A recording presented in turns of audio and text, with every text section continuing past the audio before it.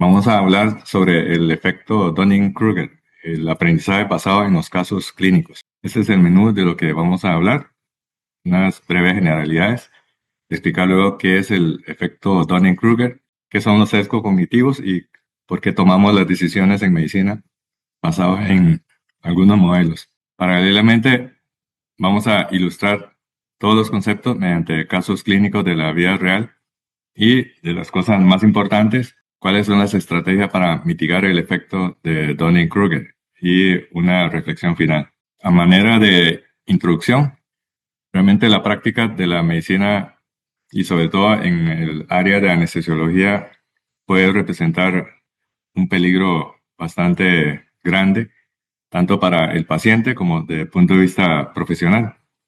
Muchas veces ni el paciente ni nosotros nos damos cuenta de los peligros precisamente porque no conocemos todas las razones, todas las posibilidades que puede llevar al paciente a una complicación y eventualmente la muerte. Y en caso de profesional, algún litigio desde el punto de vista médico-legal. Por eso muchas veces nosotros no comprendemos todas las posibles causas que puede generar un desastre. Y el mismo paciente tampoco entiende completamente el peligro. Sabe que cuando va a ser sometido a un procedimiento quirúrgico y un acto anestésico, las cosas pueden salir mal.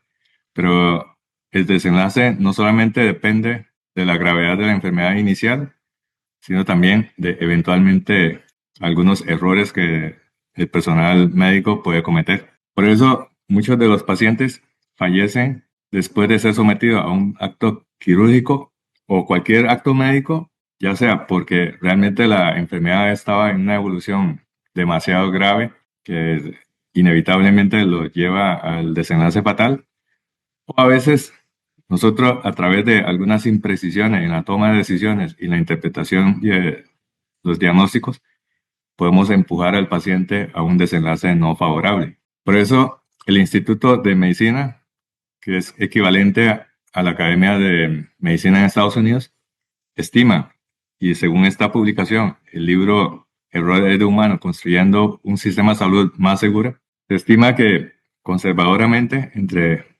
44.000 y un poco más holgado, 98.000 muertes anuales se pueden explicar por errores médicos. Y esto a partir de estudios de auditoría. Por ejemplo, un estudio clásico fue realizado por el doctor Víctor Pronovost en las unidades de intensivos, en donde diariamente se toma decisión en forma astronómica. Por ejemplo, un paciente críticamente enfermo puede ser sometido a más de 150 decisiones diarias en la toma de decisión diagnóstica y terapéutica. Y basta con que un par de estas decisiones falle, puede causar serios problemas en el paciente y eventualmente la muerte. Así es que tenemos que plantear tres objetivos para esta charla. Número uno, explicar qué es el efecto Dunning-Kruger. Luego vamos a tratar de aprender a partir de los casos clínicos de la práctica real y cuáles son las aplicaciones y algo muy importante, cuáles son las medidas a implementar en anestesiología precisamente para mitigar este efecto de Dunning-Kruger. Primero, tenemos que explicar en sí qué es el efecto Dunning-Kruger. El efecto Dunning-Kruger es en realidad una ilustración del concepto de sesgo cognitivo, o sea, una interpretación errónea de la información que lleva a la persona a tomar decisiones equivocadas. Por eso, el efecto Dunning-Kruger se puede resumir como un sesgo cognitivo en donde algunas personas que tienen capacidades relativamente limitadas en áreas concretas tienden, y eso es muy importante, precisamente porque tiene esa limitación, a sobreestimar su capacidad y desempeño real en tales áreas. O sea, podemos mencionar de que hay un corolario, y es que las personas que padecen de este efecto de Dunning-Kruger subestiman la capacidad de los demás. Eso le impide cambiar de opinión, aun cuando la opinión proviene de una persona que tiene mucho más experiencia y mucho más conocimiento. Y precisamente por esta limitación en la capacidad para entender las cosas en esas áreas, va a tener una pobre autoevaluación y, de lo que es más importante, una incompetencia no reconocida. Es decir, en otras palabras, el efecto de Dunning-Kruger explica de que esa persona tiene una capacidad limitada de conocimiento y esa capacidad limitada de conocimiento no le permite autoevaluar y comete una serie de actos completamente producto de esa incompetencia no reconocida. Ahora, no hay que confundir el efecto Dunning-Kruger con lo que es arrogancia. O sea, el efecto Dunning-Kruger en sí es un sesgo cognitivo donde la autovaloración está deficiente porque no tiene un entrenamiento en la metacognición. O sea, esa misma falta de destreza le impide ejecutar correctamente una tarea y además le impide reconocer de que está cometiendo un error. No confundir el efecto Dunning-Kruger con la arrogancia moral ni mala intención. O sea, la persona que está sufriendo el efecto Dunning-Kruger ni siquiera se da cuenta de que lo está padeciendo. Podemos esquematizar el efecto Dunning-Kruger en tres áreas. Número uno, la falta de competencia. O sea, el médico que no tiene suficiente competencia no tiene la capacidad para darse cuenta de que está cometiendo algún error, tanto en el diagnóstico como en la interpretación de los resultados de sus tratamientos. Y esta deficiencia en la competencia lo lleva a una limitación en la retroalimentación. Y aun cuando hay retroalimentación con resultados no satisfactorios, la falta de competencia le impide interpretar correctamente de que los resultados no son buenos. Y así se cierra un círculo vicioso. Podemos entonces resumir de que el efecto Dunning-Kruger tiene tres aristas. Número uno, que hay una sobreestimación cuando realmente tiene un bajo desempeño. Y también existe una subestimación en las personas que tienen alto desempeño. O sea, precisamente las personas mejor entrenadas y que tienen mayor competencia, mayor conocimiento, se da cuenta de que hay muchas cosas pendientes por aprender y precisamente este mayor conocimiento lo hace reflexionar de que todavía tiene mucho que aprender y cree que no tiene suficiente conocimiento. O sea, las personas que tienen pobre desempeño sobreestima su capacidad, mientras que las personas que tienen un excelente desempeño subestima su capacidad. Y todo esto se debe a un problema en la metacognición. Metacognición es un concepto mucho más evolucionado de lo que es pensar. Pensar, pensamos todo y ocurre de forma automática. Pero pensar sobre lo que estamos pensando, o sea, entender por qué pensamos de esta manera, es lo que se le conoce como metacognición. Y una deficiencia en la metacognición lleva a perdurar ese efecto de Dunning-Kruger. Vamos a ver cuál es el origen histórico de este efecto de Dunning-Kruger. Se llama así en alusión a los dos autores de la publicación original de 1999. Estos dos psicólogos de la Universidad de Cornell, David Dunning y Justin Kruger, fueron los pioneros y los que introdujeron este concepto que más tarde se bautiza en honor a ellos como el efecto de Dunning-Kruger. ¿De dónde se originó este interés para estudiar déficit metacognitivo y cómo una persona que tiene un pobre desempeño va a tener una sobreestimación de su capacidad, mientras que una persona que tiene alto desempeño tiende a subestimar su capacidad? Esto fue debido al interés de ellos por comprender un crimen que ocurrió en Pittsburgh, en Pensilvania. Esto fue en el año 1995.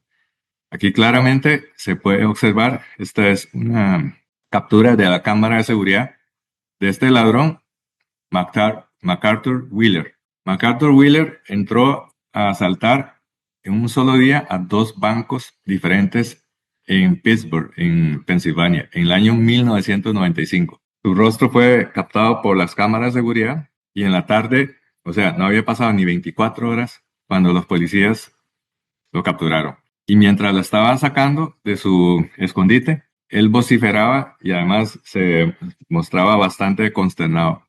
¿Cómo es que se dieron cuenta de que yo fui el ladrón? Si yo me había untado la cara con jugo de limón.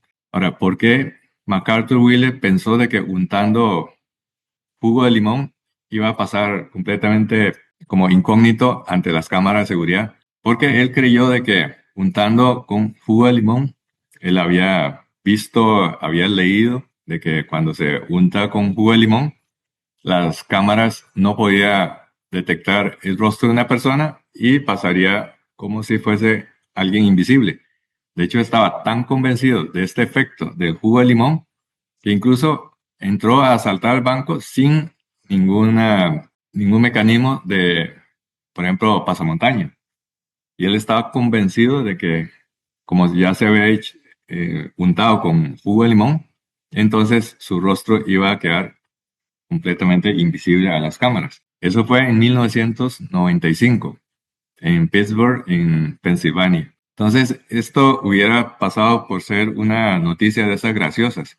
Sin embargo, David Dunning y Justin Kruger, que son psicólogos de la Universidad de Cornell, plantearon por qué esta persona cometió semejante torpeza. Y precisamente esta pregunta de reflexión los hicieron trabajar para hacer una investigación que se convirtió en la publicación Landmark, la publicación clave para entender por qué una persona que tiene pobre desempeño sobreestima su capacidad, mientras que una persona que tiene alto desempeño tiende a subestimar su propia capacidad. Entonces, ellos hicieron un estudio que fue publicado en Journal of Personality and Social Psychology en el año 1999. De hecho, el título es bastante llamativo.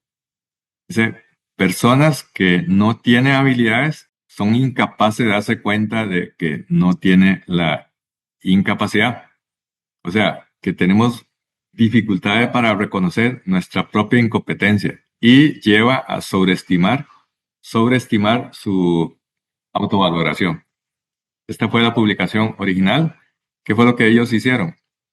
Tomaron un grupo de personas y los evaluaron en 4 áreas de competencia. Le hicieron una encuesta antes de hacerle luego una evaluación de su competencia. Entonces, uno de los parámetros que se evaluó fue conocimiento de gramática. Este es el gráfico 3 para explicar el efecto de Dunning-Kruger. En este gráfico de 3 podemos ver cómo los grupos fueron divididos en 4 cuartiles. Es muy importante entender ese gráfico para comprender el efecto de Dunning-Kruger. Ellos dividieron el grupo de evaluados en 4 cuartiles.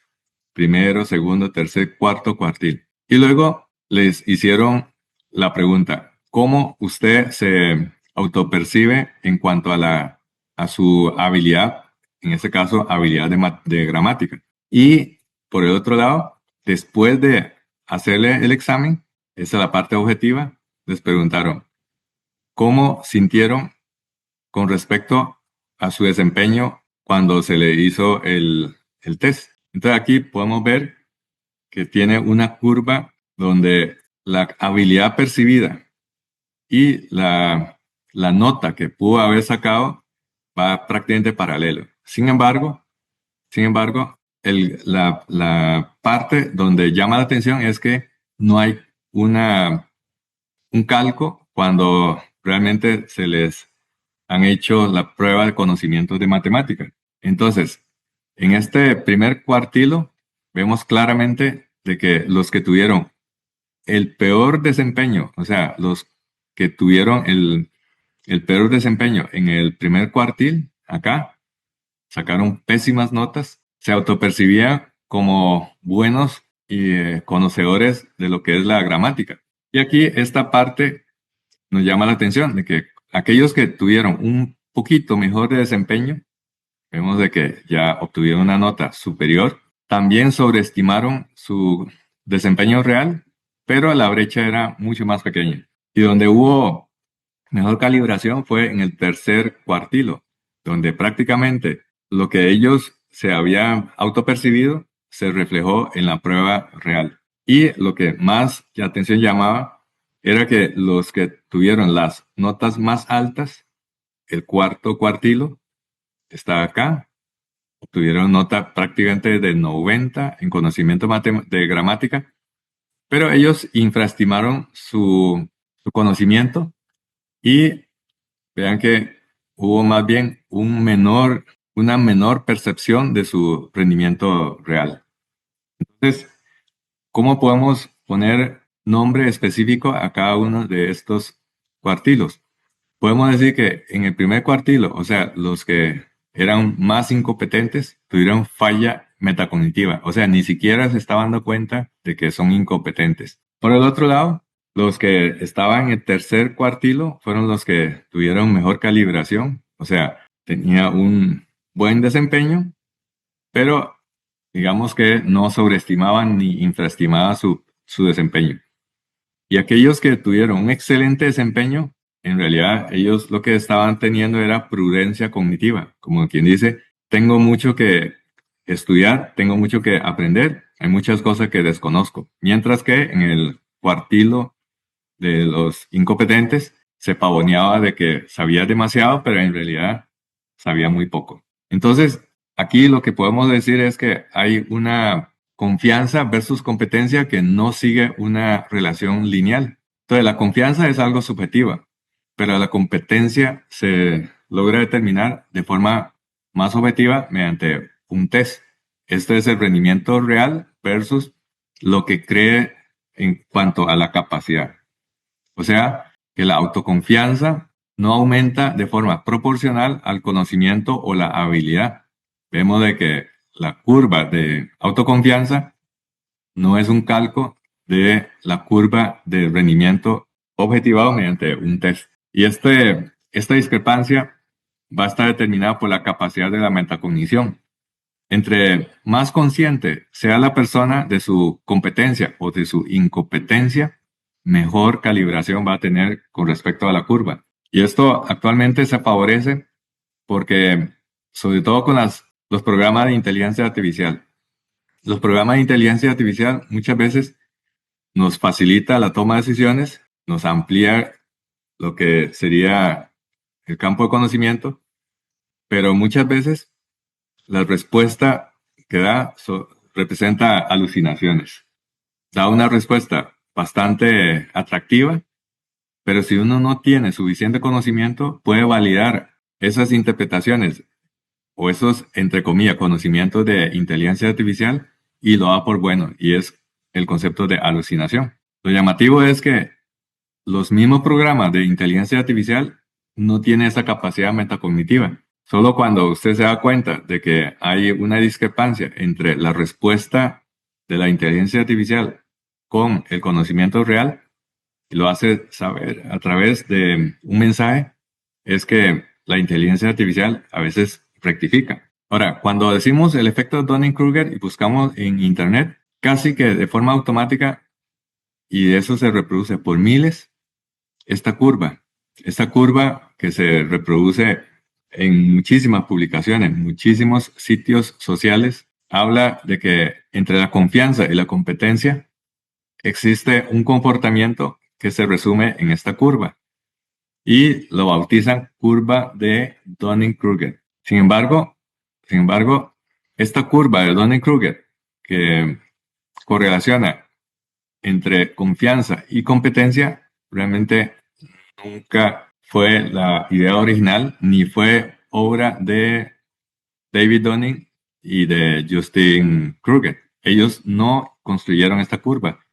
O sea, esta curva sirve para comprender el efecto de Dunning-Kruger, pero esta curva, que se llama curva de Dunning-Kruger, en realidad no es autoría de David Dunning ni de Justin Kruger. Es más bien una forma como para entender la curva de Dunning-Kruger no construida por los autores originales del estudio. Pero independientemente si eso no es una curva que facilita la comprensión del efecto de Dunning-Kruger. El efecto Dunning-Kruger entonces se interpreta de la siguiente manera. Confianza baja versus confianza alta.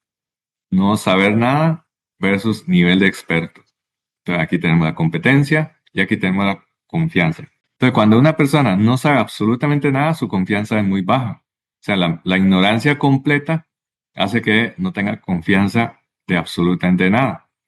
Pero conforme tiene un poquito más de conocimiento, esa generalmente microexposición, que puede ser escuchar un podcast, leer un párrafo de un artículo, el abstract, o escuchar una mini charla, o simplemente algún short o algún reel.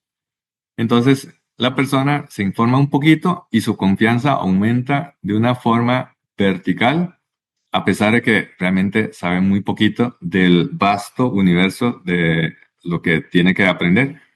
Y ahí adquiere una confianza masiva que algunos lo resumen como la fase de la montaña de la estupidez. O sea, es el incompetente que se siente muy confiado de lo que sabe y de lo que puede hacer. Pero después, cuando pasa el tiempo, acumula más experiencia, se da cuenta de que lo que tenía en la mente estaba equivocado y además empieza a aparecer los malos resultados. Entonces empieza a aterrizar y baja drásticamente la confianza, sobre todo aquí cuando hay un mal resultado.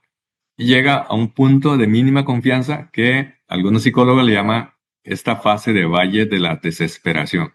Y aquí es donde mucha gente tira la toalla, abandona la técnica o el concepto que tiene que aprender. Y entonces, si tiene suficiente perseverancia, puede seguir acumulando conocimiento, o sea, aumentando su competencia, pero esta vez la confianza ya no aumenta tan dramáticamente como la fase inicial, sino que aumenta en forma muy lenta, muy sostenida, muy estable. Esta fase se llama la fase de la pendiente de la iluminación. Es mucho más despacio, requiere más tiempo. Aquí hay retroalimentación, aquí en la fase inicial no hay retroalimentación y conforme pasa el tiempo, llega un punto en que llega a una fase que podemos llamarlo como la fase de la meseta de la sostenibilidad, en donde ya la confianza se estabiliza, pero observe que esta confianza que se ha logrado con el expertise, aquí ya estaría el nivel de experto, tiene una confianza aún menor que la fase inicial de la montaña de la estupidez. Y esto es, en síntesis, lo que es la curva de Dunning-Kruger. Entonces, aquí los incompetentes se sienten muy confiados, se sobrevaloran y no tienen la capacidad para interpretar la valoración de su incompetencia. Mientras que acá, ya a nivel de experto, tiende a subestimar un poco su nivel de competencia. O sea, la confianza no es tan alta como la fase inicial y aquí es donde nos damos cuenta de que los expertos tienden, sobre todo porque se da cuenta que hay muchas cosas que aprender, tiende a subestimar su propia competencia. Entonces vamos a ir viendo cada una de estas fases, ilustrando con ejemplos clínicos. Entonces habíamos dicho de que esta primera fase inicial se llama la fase de la montaña de la estupidez. Dicho en palabras más bonitas, el doctor Herbert Fred de Texas Heart Institute había publicado un concepto que se llama hyposquilia, o sea, deficiencia en las habilidades clínicas, algo así como hipohabilidad. Y el doctor Fred lo que habla es que muchas veces cuando una persona está apenas empezando, adquiere rápidamente, eso se llama una microexposición, microentrenamiento, microaprendizaje, y ya se siente muy duchos, muy competentes, y sin embargo falta una serie grande de conocimientos que complementa para llegar al nivel de la maestría, al nivel de experto. Este concepto de hyposquilia es bastante común, pero esta hyposquilia hace que la persona entonces entre en una fase de confianza excesiva y ahí aparece el comportamiento temerario. Y es el ejemplo típico de un médico. Generalmente, cuando está en la fase de la residencia, el residente más peligroso es el residente que está finalizando el segundo año. Ha visto muchos casos, pero no ha visto todos los casos, no ha visto masivamente casos y precisamente esta falta de exposición a una cantidad mucho más grande de casos clínicos y sobre todo malos resultados lo lleva a tomar decisiones a veces un poco temerarias. Entonces, en esta fase de la montaña de la estupidez, cae muy rápidamente la confianza porque precisamente aquí empiezan a aparecer muchos malos resultados, precisamente por esa excesiva confianza, llegando a un punto de el comportamiento temerario. Y ahí donde llega entonces a esa fase de preocupación excesiva llamada valle de la desesperación. Un ejemplo típico es la colocación de la máscara de laringe.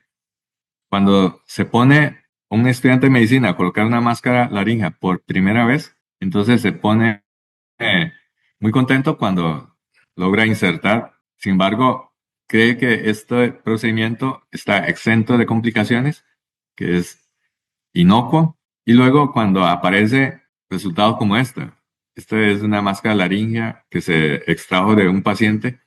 Aquí no nos habíamos dado cuenta de que había tenido un trauma importante en la mucosa, no se veía salida de la sangre, se ventilaba perfectamente y sin embargo cuando sacamos la máscara laringe nos dimos cuenta de que estaba completamente embarrada de sangre, había un trauma de la mucosa.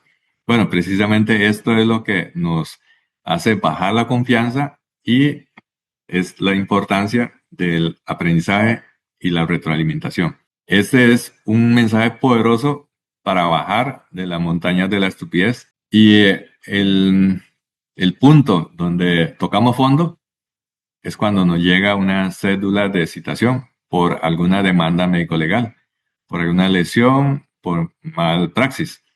Entonces, esto lleva al médico entonces a tener más cuidado, baja su nivel de confianza y lo obliga a seguir la fase de entrenamiento en esa curva que habíamos dicho, se llama la pendiente de la iluminación, que se logra con el paso de los años mediante la retroalimentación, mediante el aprendizaje y la mentoría. Entonces, para salir de este valle de la desesperación, lo que se necesita es humildad, o sea, humildad académica, estar siempre receptivo a los consejos, también reconocer cuando hay malos resultados, estar también atento a las nuevas publicaciones, a las guías de manejo. Y aquí esta curva que tiene una pendiente mucho más acostada en comparación con esta fase inicial de una confianza explosiva, es la fase donde nosotros logramos el aprendizaje con humildad. Por eso, una publicación del doctor Henry Marsh ilustra muy bien este concepto de la pendiente de la iluminación, porque se necesita muchísimo tiempo para llegar a esta fase de meseta de la sostenibilidad cuando el médico ha adquirido el nivel de experto. El doctor Henry Marsh, muy famoso neurocirujano inglés, publicó un libro que es un bestseller, se titula Ante todo, no hagas daño. El doctor Henry Marsh resume el libro con una frase célebre: se hace falta 3 meses para aprender a hacer una operación. O sea, esta sería como la fase inicial de la confianza explosiva. Pero se necesita 3 años para saber cuándo hacerla. Sobre todo cuando ha tocado fondo, ha llegado al valle de la desesperación. Pero ahí no termina. La frase termina con esto que es bastante lapidaria. Y 30 años para saber cuándo no hacerla. Vemos 30 años ilustrando esa pendiente muy poco pronunciada de la fase de la iluminación. Es un camino muy largo para realmente llegar hasta la fase de experto. La diferencia entre un incompetente que no reconoce su incompetencia versus alguien que sí se da cuenta de la incompetencia radica en la metacognición. ¿Qué es la metacognición? La metacognición es el pensar sobre el propio pensamiento. O sea, muchas veces nosotros pensamos, y es algo muy automático, de hecho no podemos dejar de pensar. Alguien que trata de lograr un estado donde dice, voy a tratar de pensar sin pensar, y no se da cuenta de que esto es imposible. Entonces, si nosotros pensamos sobre nuestro propio pensamiento, eso es lo que se llama la metacognición. La metacognición se define como la capacidad para monitorear, evaluar y regular los procesos cognitivos durante actividades complejas, especialmente cuando tomamos las decisiones. O sea, la metacognición consiste en 4 conceptos: qué se está pensando, cómo se está pensando, cómo se evalúa ese pensamiento y cómo se ajusta según el resultado o el contexto. Y es algo muy interesante porque muchas veces nosotros pensamos en forma automática, pero no reflexionamos de por qué y cómo y de qué manera estamos pensando. Cuando hacemos este análisis, significa que estamos en la fase de metacognición. Viendo al estudio de Dunning-Kruger en el gráfico 3 de conocimientos de gramática, habíamos dicho que estos cuartilos podemos dividir en los incompetentes, que son incapaces de reconocer su incompetencia. Lo que hay es falla cognitiva. Esta fase de falla, o estos que tienen falla cognitiva, metacognitiva, en realidad lo que tiene es un bajo desempeño. Aquí vemos un pobre desempeño y una sobreconfianza porque creen de que tenía mucho conocimiento, y cuando se contrasta con la realidad, realmente la brecha es muy grande. Aquí donde está el novato, el que tiene incompetencia, tiene bajo desempeño, pero tiene una sobreconfianza. Por el otro lado, en el otro extremo, vemos de que los que tuvieron los mejores desempeños, pero en realidad ellos subestimaban su desempeño. Esta incongruencia, esta incongruencia, o sea, esta falta de calibración entre lo que cree saber y lo que realmente sabe, ocurre en las personas que tienen alto desempeño, o sea, los que tienen alta competencia, pero ellos subestiman su rendimiento, porque se da cuenta de que el área de conocimiento es mucho más amplio de lo que ellos conocen, a pesar de que tienen ya muchos conocimientos. Entonces ya vimos entonces qué es el efecto de Dunning-Kruger. Ahora vamos a ver cuáles son los sesgos cognitivos y cómo nosotros tomamos las decisiones en medicina. Cuando decimos toma decisiones en medicina, a lo que nos referimos es el razonamiento clínico. Y es interesante hacernos la pregunta: ¿por qué y cómo llegamos a ese diagnóstico? ¿Por qué tomamos esa decisión diagnóstica y terapéutica? El razonamiento clínico empieza primero con un planteamiento de una hipótesis. Una hipótesis es un pensamiento inicial, hay que refutarla o hay que más bien defenderla. Entonces, en esta fase inicial de evaluación de la hipótesis, se hace un análisis crítico de cada hipótesis, ya sea para confirmar o descartar. Descartar la sospecha diagnóstica, y si tenemos un razonamiento correcto, llegando a un diagnóstico correcto, podemos obtener un tratamiento correcto para el paciente. Entonces, esta fase de evaluación de hipótesis lleva a 2 tipos de trabajo cognitivo. Uno, que es el de pensar, y el otro que es el de pensamiento. Pensar, del inglés thinking, es algo muy automático, porque pensamos todos. De hecho, es imposible dejar de pensar. Es algo muy automático, algo que puede ser muy superficial. Es como aquella voz interior que da vuelta y vuelta, pero una forma profunda de pensar se llama pensamiento, que en inglés es thought. Entonces, pensamiento es equivalente a la parte metacognitiva. O sea, y si integramos estas 2 palabras, tenemos el concepto integrado de la metacognición: pensar sobre nuestro pensamiento. Ahora, ¿qué diferencia existe entre la forma de pensar y pensamiento entre un médico novato versus un médico experto? O sea, ¿qué hace que el novato acierte pocos diagnósticos, mientras que el experto lo hace con una gran competencia? La diferencia radica en el kilometraje, o sea, la cantidad de casos clínicos que ha visto, y por supuesto también de la información científica que ha leído. Si, por ejemplo, tenemos un paciente que está con una puñalada aquí en el precordio, el paciente está vivo, el médico no experto empieza a preguntarle, bueno, tiene la vacuna de sarampión o ha padecido sarampión en la infancia, cuando realmente ese paciente estaba con un cuchillo clavado en el precordio. Dichosamente para este paciente, el cuchillo no le perforó el corazón, estuvo a poco menos de 1 centímetro para perforar el corazón. Entonces, el médico experto va directamente al problema, mientras que el médico novato puede empezar a hacerle preguntas irrelevantes o dejarse atrapar por algunos hallazgos también irrelevantes. Entonces, el médico que tiene expertise hace una valoración clínica dirigida directamente al grano, mientras que el médico novato puede empezar a divagar y empezar a hacer preguntas irrelevantes o dejarse atrapar por hallazgos que son intrascendentales. Entonces, aquí vemos la diferencia entre un médico experto versus médicos novatos. El médico experto, con solo el reojo, se da cuenta de que es una ave, es un ganso, mientras que los demás empiezan a analizar, bueno, pero más bien, si este es un pato, pero mientras que los otros empieza a pensar de que podría tratarse de un ganso.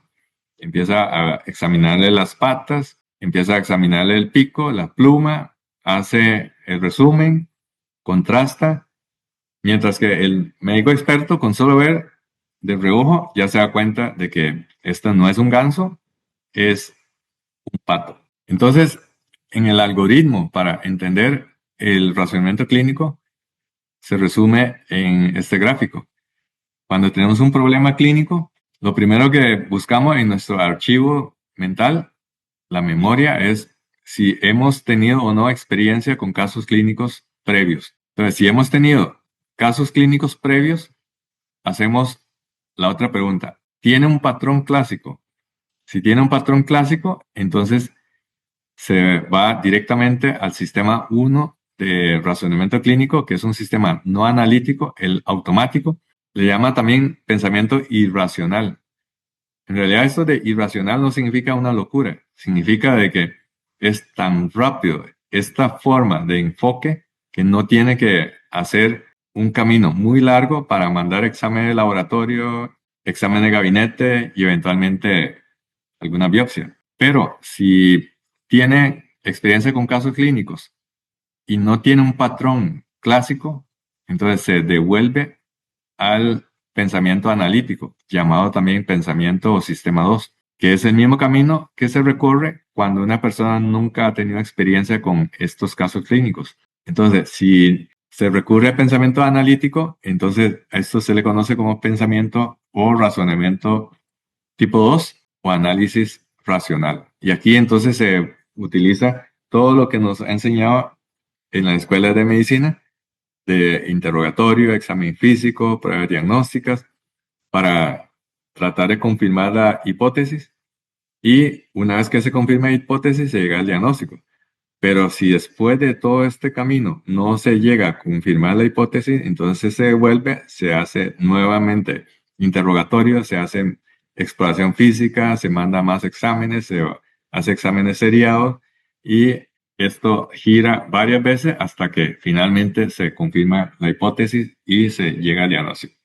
Entonces, de este gráfico podemos decir entonces de que la pregunta más importante cuando tenemos un problema clínico es si he visto o no esta película antes, o sea, si tengo o no experiencia con casos similares. Un ejemplo vemos en estas lesiones cutáneas, donde se ve esas manchas café con leche, con estas lesiones que son neurofibromas, cuando tenemos estas dos lesiones, entonces decimos que lo que tiene es una enfermedad de von Recklinghausen. Fue un pensamiento tipo 1, muy rápido, irracional. Nunca le mandamos un examen de laboratorio o de gabinete y ya tenemos el diagnóstico. Igualmente, en este caso, cuando se tracciona la piel y vemos que se levanta así, este paciente lo que tiene es un síndrome de hiperlaxitud y nunca tuvimos que mandar una biopsia de piel para saber de que tiene un síndrome de hiperlaxitud, tiene un síndrome de Ehlers-Danlos. De este menú, ahora lo que vamos a hacer es revisar el efecto de Dunning-Kruger con ilustración mediante casos clínicos. Específicamente, vamos a tocar y concentrar sobre 3 casos clínicos que son de muy alto valor académico. Y es que para aprender no hay nada mejor que basándose en los casos clínicos, porque ahí se describe situaciones que a veces en la literatura, en los libros, en los artículos no se publican. Y hay muchas particularidades que son aplicables en el día a día. Por eso, uno de los padres de la medicina moderna, el doctor William Osler, decía, la medicina se aprende junto a la cama, no en el aula. Pero eso no significa que no debamos estudiar la teoría. La teoría es importante, sobre cuál descansa entonces la administración de los medicamentos, de los procesos diagnósticos y confrontar con la teoría y la práctica. Decía el doctor William Osler que no hay que dejar que nuestras ideas sobre las enfermedades provengan de las palabras que escuchan en el aula o se lee en un libro. O sea, no solamente la teoría, sino hay que aplicar la práctica de los casos clínicos. Observa, razona, compara y controla. Pero primero observa. Y para recalcar, el doctor William Osler decía, nuevamente, primero observa. Es decir, el paciente en realidad es el libro que no tiene errores y tampoco existe este concepto que a veces en la teoría existe, que es conflicto de intereses. El paciente muestra exactamente lo que él está sufriendo. Y específicamente en el caso de la anestesia, es un área en donde el aprendizaje con retroalimentación, detección de los errores y modificación de la toma de decisiones sobre la marcha de acuerdo al contexto clínico es sumamente importante, puesto de que en el caso de anestesia, si la retroalimentación fuese demasiado tardía o ambigua, puede llevar a toma de decisiones erróneas, como por ejemplo, en muchas guías dice, ventila bien hasta que deje de ventilar. Esta frase es demasiado ambigua y también lleva a tomar decisiones de forma retroactiva, lo cual muchas veces puede ser demasiado tarde. También en anestesiología, los eventos críticos requieren de decisiones muy rápidas, pero con alta carga cognitiva. ¿Qué quiere decir con alta carga cognitiva? Decisiones como hacer una pericardiocentesis, como una toracentesis, como hacer una cricotirotomía o una traqueostomía de emergencia. Son decisiones que tienen muy alta carga cognitiva porque conlleva consecuencias que pueden ser muy graves, pero también si se hace en el momento apropiado y con la técnica apropiada, puede salvar la vida de un paciente. Por el otro lado, estamos acostumbrados a la cultura de la normalización del desvío. Existen guías, existen estándares y muchas veces por la ausencia de los implementos o también del personal entrenado, nosotros practicamos en forma subóptima las recomendaciones. Y muchas veces estas desviaciones subóptimas no llevan consecuencias inmediatas o graves. Entonces, esto lleva al médico a interpretar de que son prácticas seguras. Y a punta de repetición ya se incorpora como parte de su arsenal en cuanto a manejo de los pacientes. Ahora, eso no significa que debamos ser demasiado rígidos con los estándares, con las guías. Hay algunos pacientes que se salen de las guías, pero no debemos acostumbrarnos a la normalización del desvío. Esto con el fin de garantizar la seguridad al paciente.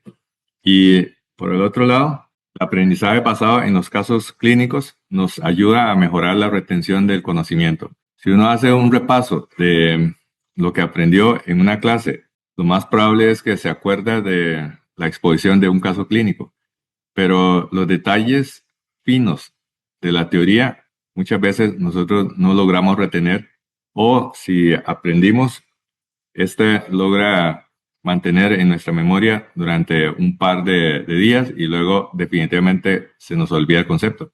En cambio, un caso clínico genera mucho impacto emocional Y esto porque mientras estamos escuchando el caso clínico, contrastamos con nuestra práctica diaria, hacemos nuestro propio razonamiento clínico. Muchas veces los diagnósticos finales y el desenlace son muy dramáticos y esto hace que el aprendizaje sea mucho más efectivo porque se incorpora el componente emocional al aprendizaje. El análisis de los casos clínicos, sobre todo mediante el debriefing, el análisis crítico, nos ayuda a reducir el riesgo de errores para futuros pacientes y también fomenta la adherencia a las guías clínicas. Los casos clínicos generalmente conlleva un alto impacto emocional, por eso es que el aprendizaje se hace mucho más efectivo. No es lo mismo leer sobre terapia transfusional masiva versus ya tener un paciente que lo tenemos al puro frente, tomando decisión de en qué momento solicitar los hemocomponentes, en qué momento actuar, en qué momento vamos a administrar directamente los hemocomponentes. También a través de los casos clínicos, nosotros nos damos cuenta de que existe una discrepancia entre la teoría y la práctica. La teoría nos muestra lo más común, pero en la práctica muchas veces nos damos cuenta de que lo que se ha enseñado en las aulas universitarias simple y sencillamente no se logra aplicar, o porque el paciente tiene variaciones que no correlaciona o no tiene una semejanza con la teoría. Vamos a ver el primer caso clínico. El primer caso clínico es de un paciente masculino de 72 años. Él tiene antecedente de EPOC. Hace 30 años había sido tratado de tuberculosis. Se le había dado de alta. Se consideró como un paciente curado de la tuberculosis. Y es un paciente que tiene antecedente también de tabaquismo de 40 paquete años. A pesar de que aquí se consigna como antecedentes personales no patológicos, realmente el hábito de tabaco debe ser considerado como un antecedente patológico. Y este paciente llega al hospital por dolor abdominal, se le diagnostica una diverticulitis perforada. Fue llevado a sala de operaciones para una laparotomía. Y en el postoperatorio le toma una radiografía de tórax. Esto porque ese paciente estaba con una vía venosa central que se había tomado en sala de operaciones. Esta es la radiografía. Aquí se ve una imagen que corresponde a secuelas de tuberculosis y posiblemente fibrosis de su EPOC.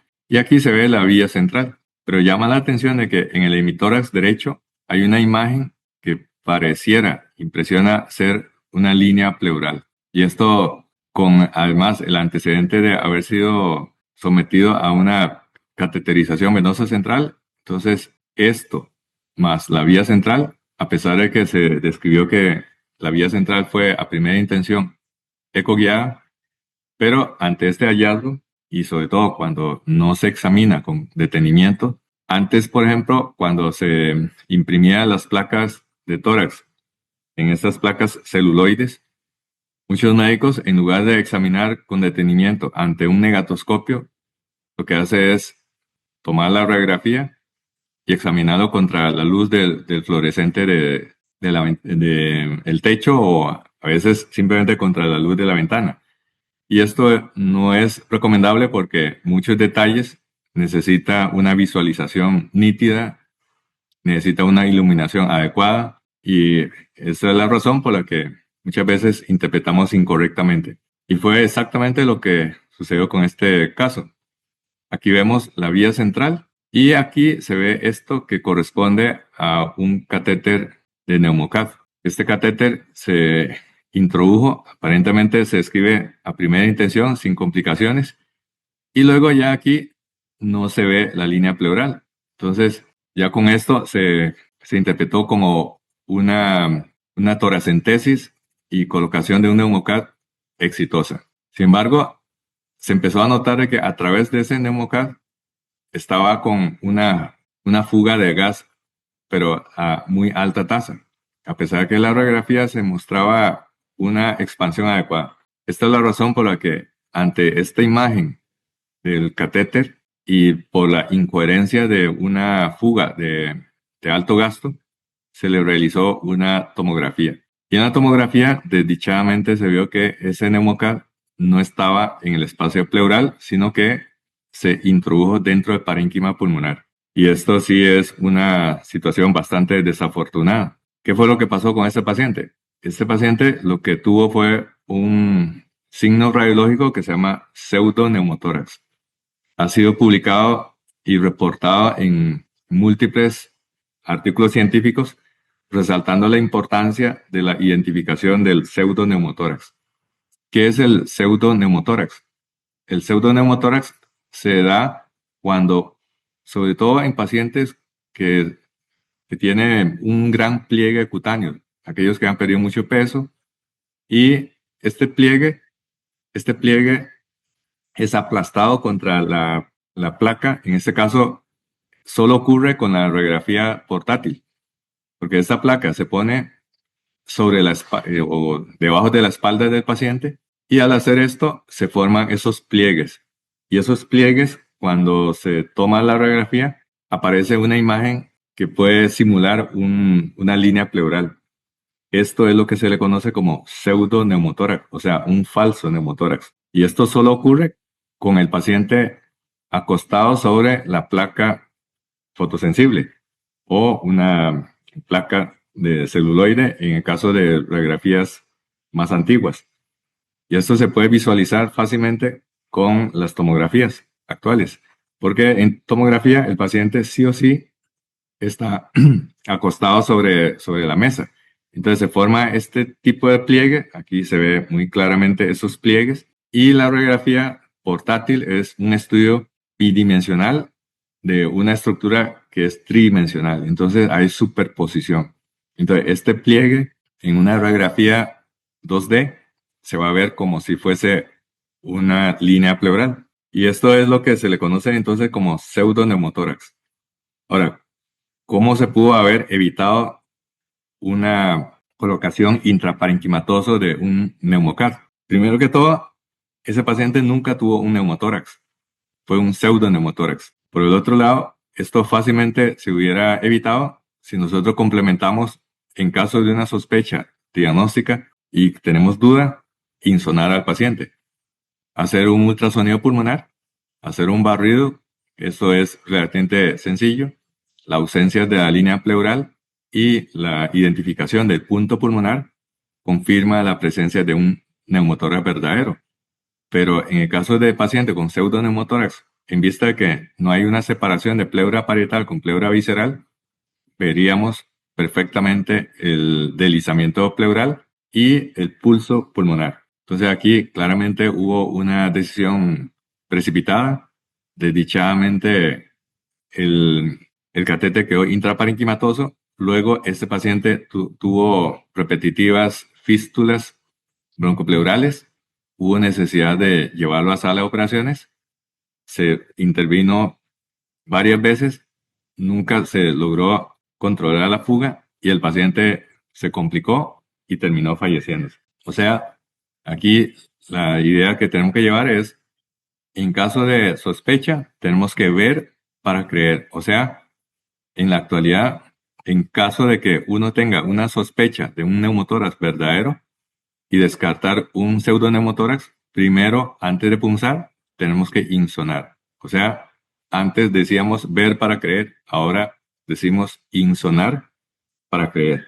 Y este tipo de errores no solamente sucede con médicos experimentados, sino que también ocurre cuando nosotros tenemos una fiebre por hacer algunos procedimientos.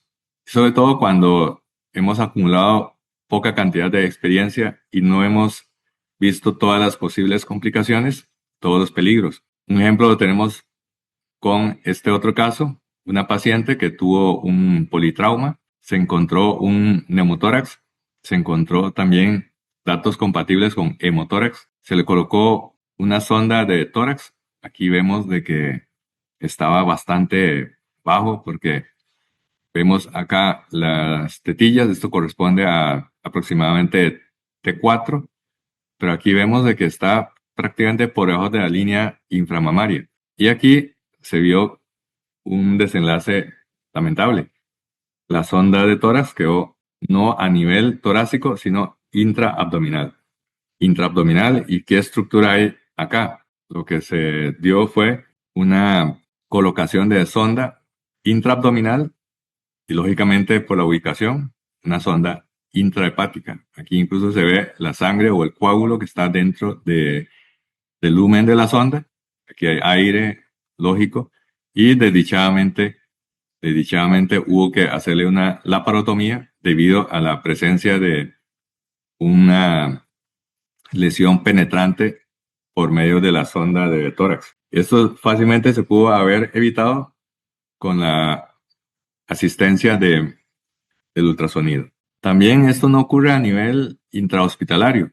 El efecto Dunning-Kruger también ocurre a nivel extrahospitalario. Y sobre todo porque muchas veces el personal extrahospitalario, me refiero a los paramédicos, tiene entrenamiento, pero no tiene entrenamiento suficiente en cuanto a cantidad de casos. Y sobre todo para la repetición o el repaso de los procedimientos. Entonces, existe el efecto de Dunning-Kruger en la fase de la montaña de la ignorancia o de la estupidez, en donde el personal prehospitalario intenta hacer procedimientos, entre comillas, salvadores, y sin embargo, más bien pusieron en peligro la vida del paciente. Este fue el caso de un paciente que tuvo un accidente vehicular. El paramédico consideró que ese paciente tenía un neumotórax hipertensivo.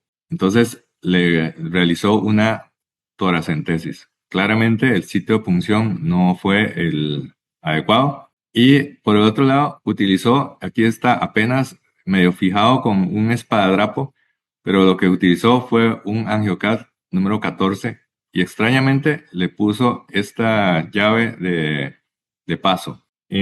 Cuando nosotros recibimos a ese paciente a la sala de operaciones, él lo que tuvo fue un trauma abdominal cerrado, tenía inestabilidad hemodinámica por un hemoperitoneo. Entonces, en la radiografía nos dimos cuenta de que esto es el catéter supuestamente de toracentesis. Y ese catéter, ese AngioCAD, ni siquiera estaba dentro del espacio pleural. Se había colocado o se había punzado a nivel subcutáneo. De hecho, probablemente a la hora de punzar, la punta pegó contra la costilla y luego el catéter quedó aquí a nivel subcutáneo, nunca a nivel intrapleural. Bueno, este error del procedimiento también reveló una cosa. Y a pesar de este error, ese paciente, vean que no tiene neumotórax. O sea, primero, nunca tuvo un neumotórax hipertensivo. Y por el otro lado, a pesar de este error, el intento fue realizado de forma subóptima y ni siquiera llegó al espacio pleural. O sea, el error que cometió en el diagnóstico se acompañó de un error en el procedimiento y por dicha, ese paciente se salvó de un neumotórax que hubiera sido iatrogénico. Entonces, con este primer caso clínico y además los casos corolarios, ilustra el fenómeno que es el fenómeno del queso suizo. O sea, este tipo de queso tiene una serie de orificios. Normalmente nosotros no podemos ver a través de un trozo de queso suizo, pero si nosotros cortamos rebanadas y empezamos a acomodar los orificios, entonces podemos ver todo el trayecto atravesando, entonces, como si el queso suizo fuese un túnel. Y aquí cada rebanada tiene su representación. O sea, si tenemos la posibilidad de un peligro, pero además tenemos otra rebanada, que es la condición latente que va a favorecer la aparición de este peligro. Y además tenemos condiciones que provoca este error. Y esta condición también se explica por el ambiente, también por falta de entrenamiento, por falta de supervisión lleva a cometer los errores activos. Y si se comete el error activo, no se pudo evitar, entonces aquí desdichadamente aparecería el evento adverso. Entonces vemos de que existe manera para interrumpir este efecto de queso suizo. Uno muy importante es el entrenamiento, otro muy importante es la supervisión, otro, por supuesto, muy importante es la retroalimentación. Vamos a ver el segundo caso clínico. El segundo caso clínico es de una paciente de 16 años, previamente conocida sana, vecina de Limón Centro. Aquí es ya una zona costera. Epidemiológicamente tenemos que tomar en cuenta esta ubicación geográfica porque vamos a ver de que fue determinante para el enfoque diagnóstico. La paciente consultó por una cefalea intensa. Esta paciente que tiene una cefalea muy intensa fue abordada en 6 días, 3 veces al servicio de emergencias. O sea, en 6 días ella consultó, reconsultó una vez, reconsultó 3 veces, 3 visitas en 6 días por una cefalea. Y en la última consulta, en vista que no se había aliviado, entonces se le hace un enfoque un poco más exhaustivo. Se le realizó una tomografía y en vista que la tomografía fue completamente normal, ante la sospecha de un cuadro de meningitis, se le realiza una punción lumbar. Después de la punción lumbar, la paciente continuó con la cefalea y esta fue la razón por la que nos llega una interconsulta para resolverle la cefalea postpunción lumbar. Esta consiste en una interconsulta para colocación de un parche hemático, que realmente, desde el punto de vista técnico, es un procedimiento relativamente sencillo, en manos expertas. Consiste en la extracción de aproximadamente 20 cc de sangre autóloga y se inyecta en el espacio epidural un volumen que puede variar, generalmente que va desde 12, 13 mililitros hasta un máximo de 20 mililitros con una alta eficacia.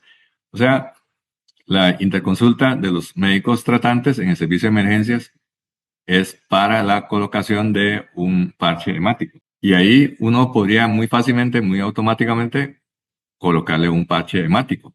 Pero ahí es donde debemos hacer un freno mental. ¿Por qué esta paciente consultó tantas veces al servicio de emergencias?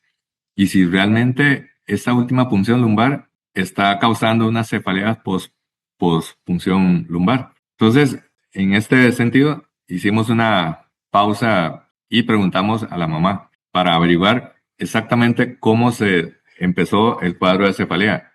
Y ella acota de que hace 6 meses había tenido un episodio también muy fuerte de cefalea, muy intensa. Y en aquel momento la cefalea era de predominio retroocular. En realidad la cefalea actual tenía características muy similares a la consulta que había realizado por primera vez por cefalea hace 6 meses. Y hace 6 meses, revisando los datos clínicos, resulta de que en el expediente digital se anota de que tenía trombocitopenia, 47,000 plaquetas. Claramente, en una zona de costa con trombocitopenia y cefalea de predominio retroocular, hay que pensar en el diagnóstico de dengue. Entonces, cefalea de predominio retroocular, trombocitopenia, una zona que es endémica para dengue, el diagnóstico, por supuesto, tiene que ser dengue.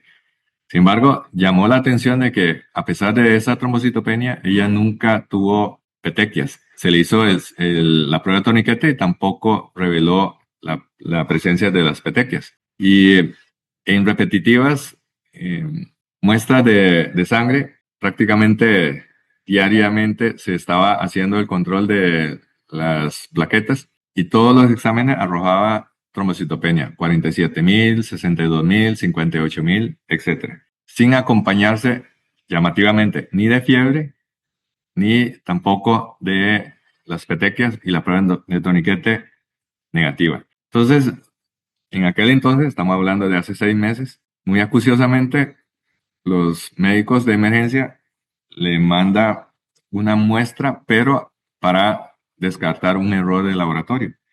Y lleva la muestra al microbiólogo para hacer un análisis no con el contador automático, sino con el contador manual, o sea, examen de frotis.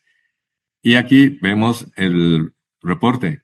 Dice en el conteo automatizado 99,000 plaquetas, pero ya en el examen ya microscópico frotis, dice el microbiólogo que hay plaquetas en grumos. Se hizo el conteo manual de plaquetas en lámina y 241,000.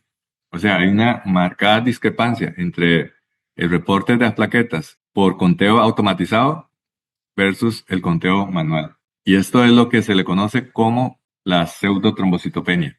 Pseudotrombocitopenia por EDTA. ¿Por qué? Porque suele ser de que cuando mandamos un hemograma, la muestra se mantiene anticoagulada con EDTA, o sea, un tubo de ensayo de tapa lila. Sin embargo, la presencia de EDTA en algunos pacientes, que se estima en alrededor de 0.5% de la población, puede tener una reacción de formación de plaquetas en grumo en presencia de EDTA, y esta formación en grumo de plaquetas ocurre in vitro, más no in vivo. Consecuentemente, las plaquetas son funcionales in vivo, no hay trombocitopenia y solo se da en condiciones de laboratorio y solo para un grupo específico de pacientes. ¿Cómo se descarta este diagnóstico de pseudotrombocitopenia por EDTA? Primero, la incoherencia entre el conteo manual versus el conteo automatizado. La otra opción es tomar la muestra, anticoagularla con EDTA y muy rápidamente, casi que inmediatamente procesarla. La otra alternativa es enviar la muestra con otro tipo de anticoagulante. En este caso sería con citrato. A pesar que el citrato puede deformar un poco la morfología de los elementos formes, pero al hacer el conteo automatizado se evita este efecto de pseudotrombocitopenia por EDTA. Y en el caso de la muestra anticoagulada con citrato, arrojaría unas plaquetas normales. Entonces lo que tenemos acá fue un caso de pseudotrombocitopenia por EDTA. Así fue el diagnóstico con el que se egresó hace 6 meses. Entonces uno podría estar ya satisfecho, inclusive muy admirado del diagnóstico tan fino que le hicieron, porque si tenemos trombocitopenia, si tenemos una trombocitopenia que se repite y al hacer el conteo manual se descartó la trombocitopenia, entonces uno fácilmente puede pensar, eso es como algo ya que lo damos por sentado de que es correcto, eso se llama una heurística, o sea, una información que ya lo damos por sentado que es correcto, tiene una pseudotrombocitopenia por EDTA. Sin embargo, aquí estamos cayendo en la falacia del arenque rojo. ¿Qué es la falacia del arenque rojo? También se le conoce como la falacia de la falsa pista. La falacia de la falsa pista es que cuando nos topamos con alguna información interesante, impactante, nos desviamos la atención a esa falacia y le damos entonces la máxima atención a este hallazgo que es irrelevante para la condición de salud del paciente. Ahora, ¿por qué se llama la falacia del arenque rojo? Que tiene como sinónimo la falacia de la falsa pista. Porque resulta de que los ingleses utilizan el arenque y lo prepara en una salmuera y este arenque empieza a cambiar de color y despide un olor muy fuerte. Lo utilizan para condimento, pero también para entrenamiento de los sabuesos para la cacería. Entonces, a estos sabuesos que deben ser entrenados para la cacería, se le coloca o se unta el trayecto con arenque rojo. Entonces, los perros, en lugar de seguir la pista para atrapar o para cazar a la presa, si el perro no está entrenado, se va por la falsa pista. Entonces, el entrenador educa al perro para que no se vaya por esta falsa pista. Por eso se llama la falacia del arenque rojo, para no desviar de la evidencia correcta. ¿Qué significa? Significa que, bueno, ella había consultado no por petequias ni equimosis, ella consultó por cefalea. Entonces, muchas veces nosotros nos desviamos del motivo de consulta porque durante el abordaje diagnóstico apareció un examen de laboratorio muy interesante, muy impactante. Y es que ella consultó por cefalea. Ella no consultó para que el médico tratante le haga un elegante diagnóstico de pseudotrombocitopenia por EDTA. O sea, la pseudotrombocitopenia fue una falsa pista. La pista verdadera es por qué ella consultó por cefalea. Y ahí fue donde la mamá aportó una información muy relevante. Esta es la foto de la niña de 16 años. Esta foto se tomó hace 6 meses cuando ella había consultado por primera vez por cefalea al servicio de emergencias. Se veía inyección conjuntival, ella tenía lagrimeo, tenía rinorrea y en presencia de la cefalea, aplicando el razonamiento clínico, el diagnóstico fue de una sinusitis. De hecho, ella fue operada a los pocos meses, una cirugía de FES. Obviamente no hubo un alivio, siguió presentando episodios cortos de cefalea muy intensa, explosiva. Ya esta vez, a los 6 meses, consultó por una cefalea muy intensa. Entonces, en presencia de una cefalea, muchas veces unilateral, con inyección conjuntival, con edema, con lagrimeo, con rinorrea, que fácilmente se puede confundir con una sinusitis, el diagnóstico correcto es cefalea de Horton o cefalea en racimo o cefalea en Crüster. Es una especie de migraña de intensidad muy fuerte, tanto que la cefalea de Horton se considera como uno de los episodios dolorosos más intensos que una persona puede experimentar. Esa es una encuesta internacional a los pacientes. Está publicada en la revista Headache. Y aquí vemos cómo la cefalea de Crüster tiene una intensidad de 9.7 de 10 posibles. O sea, prácticamente lo máximo en intensidad de dolor, superando incluso el dolor de un parto, el dolor de la pancreatitis o el dolor de un cólico renoureteral o de una colelitiasis. Entonces, este tipo de cefalea se caracteriza por episodios intermitentes. Hay periodos de remisión, hay periodos de exacerbación. ¿Y cómo hacemos el diagnóstico confirmatorio? O por lo menos para apoyar de que se trata de una cefalea de Horton, llamada también cefalea histamínica de Horton.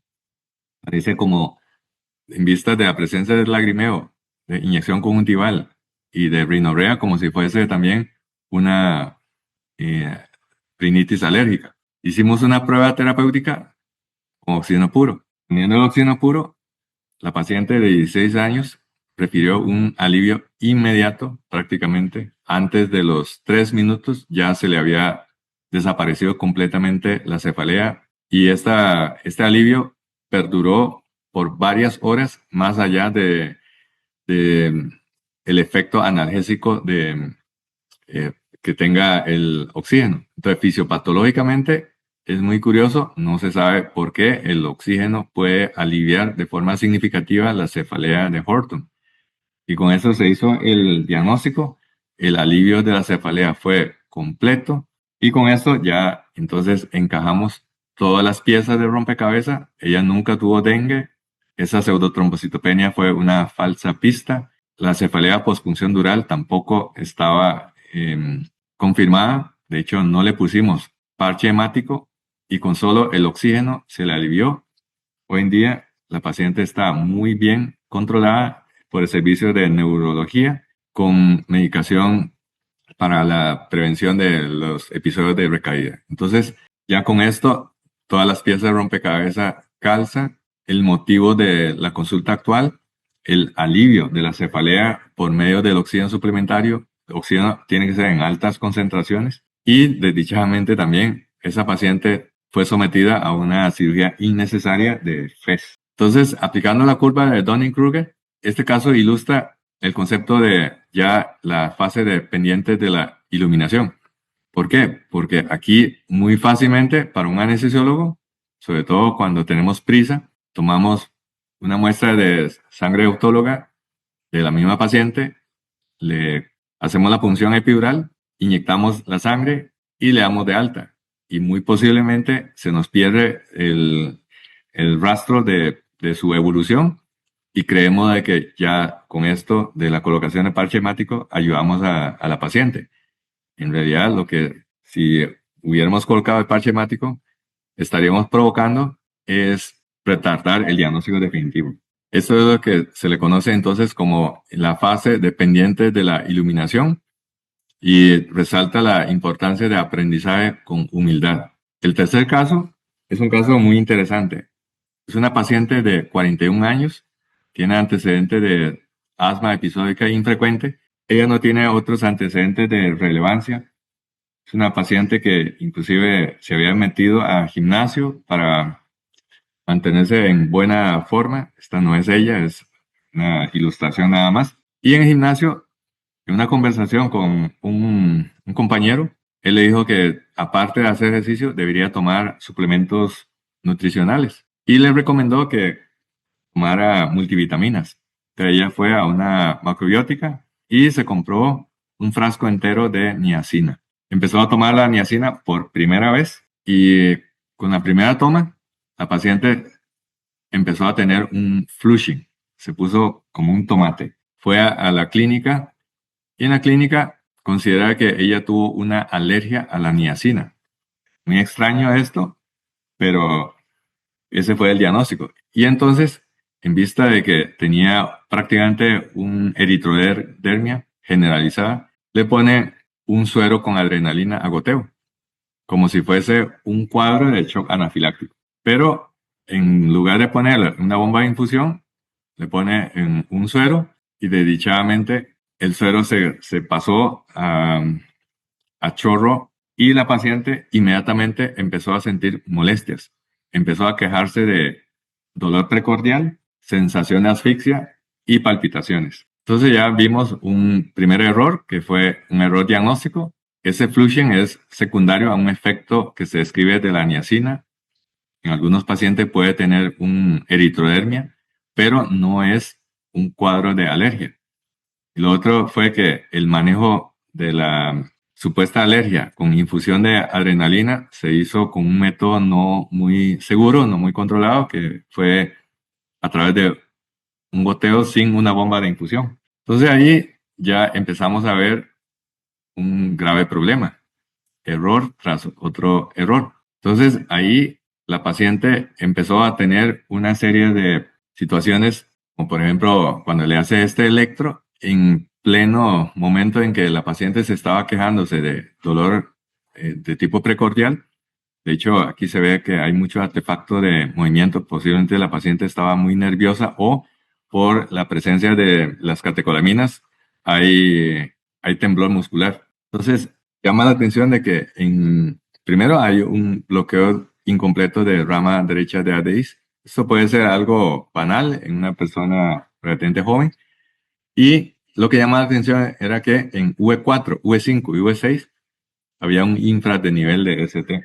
Le repite otro electro, ya la paciente un poco más estable, y estos cambios mejoraron, pero todavía en UE5 y UE6, donde está en la pared lateral persistía este infradenivel. Y por supuesto, con estos hallazgos le manda unas troponinas, y las troponinas resultaron que estaban elevadas por las nubes, 997 picogramos por mililitro, cuando el punto de corte máximo era de 17. O sea, estaba elevado prácticamente unas 50 veces. Entonces, ¿qué hacer ahora? Con cambios electrocardiográficos, con dolor precordial, a pesar de que era una paciente cardiovascularmente sana al principio, entonces habría que descartar un síndrome coronario agudo. Le realiza esta radiografía de tórax.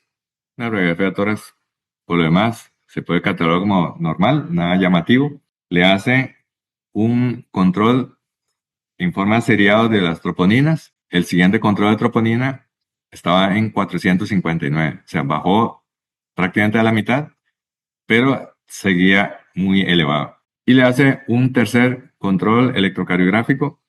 Los cambios que estaban en V5, V6 ya prácticamente estaban resueltos. Lo que tenía todavía era un bloqueo incompleto de rama derecha de ADIs. Entonces le hacen un tercer control de troponinas. Y el tercer control de troponina todavía estaba elevado. Prácticamente estaba elevado unas 6 veces. Estaba en 95. Y en vista de esta evolución, y ya la clínica periférica estaba cerrándose, entonces a las 9 de la noche, antes de cerrar la clínica, lo traslada al hospital. Y en el hospital le hace un examen de ProBNP. Y el ProBNP resultó en 1074, cuando para una persona de 41 años, debería ser de menos de 500. O sea, estaba elevado al doble. Y a pesar de que la paciente no tenía datos de ICC, no tenía ninguna sintomatología en ese momento, ya con la elevación de troponinas, con la elevación además de ProBNP, con esos cambios electrocardiográficos, entonces todo esto ya era muy presagiable. Lo que no se iba a salvar era de la realización de más exámenes de laboratorio y gabinete, así como medicación. O sea, al carrito de compras ahora le agregamos electroseriado, radiografía tórax, laboratorio general, troponina seriada, ProBNP, le hace un eco y el eco resultó ser completamente normal. Y por supuesto a ese carrito de compra también le agregamos todo lo que convencionalmente se le agrega a un paciente con sospecha de síndrome coronario agudo, que es aspirina, clopidogrel, lovastatina, irbesartán y la anticoagulant. Y con todos estos cambios, obviamente a ese carrito de compra se le agrega otra opción, que es cateterismo. Bueno, y eso fue exactamente lo que se le hizo. Se agregó al carrito de compra un procedimiento de cateterismo. Se le hizo por arteria radial derecha, se le hizo una arteriografía y la arteriografía resultó ser completamente normal, tanto para la coronaria derecha como la descendente anterior, como para la circunfleja, completamente normal. Y aquí ya estamos prácticamente en un callejón sin salida en cuanto a la creatividad diagnóstica. ¿Qué más le vamos a hacer? ¿Qué más le vamos a hacer? Una biopsia endomiocárdica. Suena muy descabellada. Y en vista de que a los 5 días la paciente estaba ya completamente asintomática, de hecho la paciente ya estaba harta de lo que le estaba haciendo, entonces casi estaba a punto de solicitar salida exigida, pero se llega entonces a tomar una decisión consensuada en un análisis de servicio de cardiología y decide egresarla. Decide egresarla con el diagnóstico de se descartó enfermedad arterial coronaria. Esto fue la conclusión más importante. Entonces, aquí lo que acabamos de ilustrar con este caso clínico, en realidad no es un ejemplo de lo que es la curva de Dunning-Kruger. En realidad no es una curva de Dunning-Kruger, no es un efecto Dunning-Kruger lo que nosotros vimos. ¿Cómo podríamos llamar a toda esta situación de someter a un paciente a hacer un examen, otro examen, en donde un error llevó a otro error y este siguiente error arrastró la aparición de otro error subsecuente? Bueno, eso es lo que en un lenguaje divertido llamamos síndrome de Katrasca. Esto obviamente es con intención de meramente académico, no es un síndrome como tal aceptado, pero todos sabemos de casos de síndrome de Katrasca. Síndrome de Katrasca es el acrónimo de cagada tras cagada. O sea, es aquella situación clínica en las que vas encadenando un error tras otro error, el error diagnóstico inicial de confundir el flushing de la niacina como un cuadro de anafilaxia y luego el error llevó a la administración de adrenalina. Durante la administración de adrenalina hubo otro error que fue dejar pasar el suero a chorro y ahí entonces empezó a desencadenar necesidad de más y más estudios hasta que terminó en un estudio invasivo como un cateterismo. Entonces, este síndrome de Katrasca muchas veces se acompaña de otro que también es bastante común, que es el famoso síndrome del recomendado. Y esta es la razón por la que muchas veces nosotros conocemos casos en donde cualquier otro paciente le hubiera ido súper bien, pero el paciente es un paciente VIP, o es un paciente que es un colega o familiar de un colega, o que el mismo paciente es familiar del médico tratante. Entonces ahí es donde aparece el síndrome del recomendado, porque hacemos cosas diferentes, diferente a lo cotidiano, a lo usual, a lo aceptado, a lo que ha tenido entrenamiento, y empezamos a improvisar, tratando de ofrecer lo mejor, pero en realidad lo que estamos haciendo es experimentar inconscientemente con el paciente. Ahora lo que vamos a hacer es revisar cuáles son las estrategias para mitigar el efecto Dunning-Kruger. Vamos a ver cuáles son las opciones que nosotros tenemos para que este efecto tenga menos presencia en la toma de decisiones en medicina. Acá tenemos un total de 6 recomendaciones para mitigar el efecto Dunning-Kruger. Número 1, un entrenamiento explícito en metacognición. Número 2, el uso sistemático de checklists cognitivos. Número 3, realizar simulaciones de alta fidelidad con debriefing profundo al término de la simulación.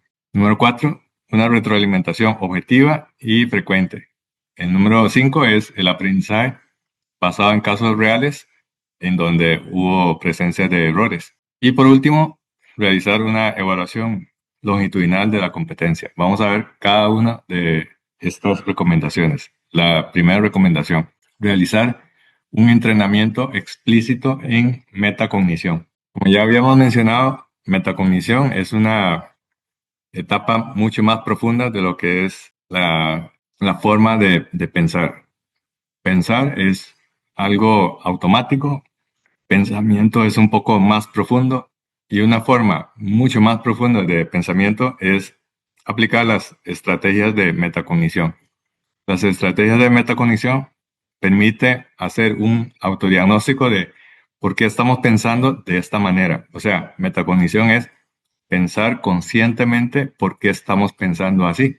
Y al hacer esta metacognición, nosotros podemos darnos cuenta de qué es lo que yo sé, qué es lo que no sé, o sea, qué información me falta para tener el expertise y qué estoy asumiendo. Después de integrar toda la información, asumo una situación, interpreto lo que está ocurriendo y tomo una decisión. Y realizando la metacognición nos permite hacer una pausa cognitiva, es decir, un breve instante en donde nosotros tenemos que hacer el análisis de por qué estamos pensando de esta manera, especialmente cuando hay decisiones críticas en algunas etapas del manejo de los pacientes.